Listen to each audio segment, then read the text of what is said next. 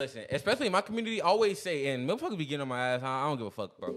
The thing is, there's not a lot of fathers in the house. There's not a lot of male figures teach men to be men. A lot of niggas are raised up to be bitches.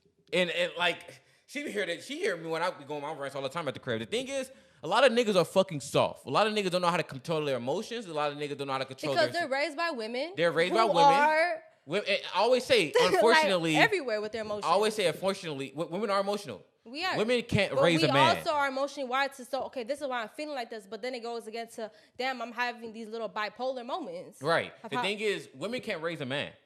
Only a man can raise a man. And if a lot of what's going on right now is a lot of niggas who aren't raised by... It has to do with the daughter, too. It's just like, you need your father to raise exactly. your daughter. So it's like, you need... As much as you want to say you want both parents, it really has to do with the male figure being there, because what the mother is allowing is what's going to happen. And if the mother is allowing a shitty ass guy around you, you're gonna expect the shitty ass guy to look for it. You know what I'm saying? Whether if your mama in a whole same sex relationship, you're gonna keep looking for that bullshit. She's spitting fucking facts. Keep going. Like this is reality of it. Like. We not gonna find our answers dealing with the same bullshit we used to. That's really what it is. I don't know. The thing is, like, you spitting hella facts. We gotta give you a. The reality is, what we see out here, especially with the men. Just think about this, because I always like to think big, right? I think a lot of guys you probably date, a lot of the male soft ass niggas who out here, weird ass niggas, right? Yep. It's because they're fucking raised by women. A lot of them don't have a male figure in their life. Mm-hmm. That's why they're so erratic, mad, always fighting women. Mm-hmm. Abusive. Yeah. Prone to gang violence, all types of shit. Yep. It's because they don't have a male figure in their life to be like. And they were never taught on how to. This be is a man. How you deal. Control your emotions. I always say a father keeps how to control a son out how of you gonna move. A son out of jail and a daughter off a stripper pole. That part. You feel me? Like that's just a fact. A father is crucial to a child's growing up a child's life, because once he a mother's there while he's a baby kid, becoming a little kid, but once he's like 11-year-old, like getting close to high school, when drugs are a thing, when sex is coming more of a thing, and all this fuck shit going on, that's when the male's gonna be there to be like, all right, you think you're gonna fuck around with these games? I'm gonna fuck you up when you get home. Yeah. Shit like that, you feel me? But you got a woman like a mother, unfortunately.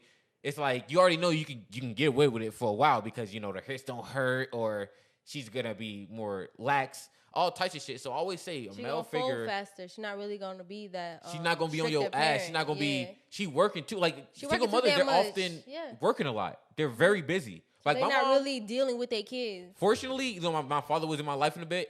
My mom was like when I got off of school 3:00. My mom was not home until 10:00. Type shit. You feel me? My mom was working nonstop, but fortunately, she scared me with the real life, like gangs, all this shit you can happen. You don't want to fuck your life up. And the thing is, I'm glad that she did that, because looking at it now, a lot of people in my shoes, they're either gangs, in jail, or dead. Yeah. You feel me? Because I felt that.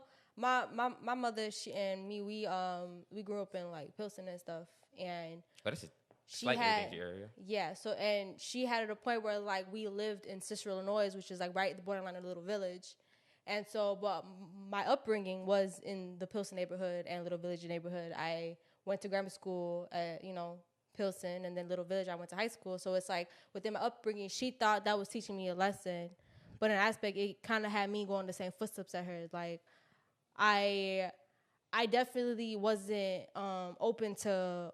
I got accepted to Loyola University because by my junior year we had got this actual college mentor, and she was on our ass about it. But then again, it's because I went to an all-girls Catholic high school that was low income, and any type of help we got was through volunteer work. So we finally got exposed to applications and stuff, like we need to start doing this and that, and it wasn't until the end of my junior year where like she got on mass, like you need to do better in my grades. Like my grades were not shit. Like I should have flunked freshman year. Like I went to college. I went to Chicago Bulls College Prep. I did not excel in that school at all. It was just a lot going on for me. Right. Back at home, went to West Aurora High School to try to live with my father. That did not work out. Again, tried to be presented to a male figure, but he had never been in my life, so I didn't get that chance to actually get a relationship. went back, my mom's answer was, you know what, you finna go where I went. And I wish I had that opportunity to actually be open-minded that there's other shit out here, because the only thing I've ever seen was my people and shit. Exactly. So it's just like, I've seen, you know, motherfucking shooting in the parks and shit at Harrison. Like, I've had to walk past Cook County to go to a park for softball games. Like, it's all that shit in the neighborhood. So I've never was like, oh, I'm going to do this and that with my life. Because, again, I love my mother, but I didn't have that woman to make sure this, like, to put me on game. Right, you know right. Of course. Because, again, she was a hardworking woman. So she didn't have time to explain. You know, she just assumed I would know better. Yeah. But, you know, I've been outside. I tell you, like, the thing is, like, a minute. Like, it's very crucial. Like, I could have been in a bad path too. Same shit, type shit, you know, and I was grateful that my dad, even the small things, the way I talk, like the way I talk is because of him, because I remember we used to be on punishment and shit, right? Mm-hmm. Little story from my past. So we used to like stand on the wall type shit, right? Yeah. And he'll call us in a room and he'll be like, you know, Tyshawn, I'll go in there. And I'll be like, what? And he'll punch me right in the chest. Damn. And he's like, nah, nigga, you gonna say yes. Yes, like you don't right, be like what? Automatically just popping you. Yeah. They're like he no worry. Like he's like, come here. Man. I'm like, what happened? Did I get something good? You know what I hate too? When you just waking up and all of a sudden you just already waking up to some bullshit. Like, they might just wake up. Now I'm finna have a shitty ass day at school. That's why I remember being a kid. Like, I'm finna have a shitty ass day. But that's the thing. Like, you know, but I like through that discipline, you know, as much as it sucks, like, oh, what the fuck, I'm getting hit.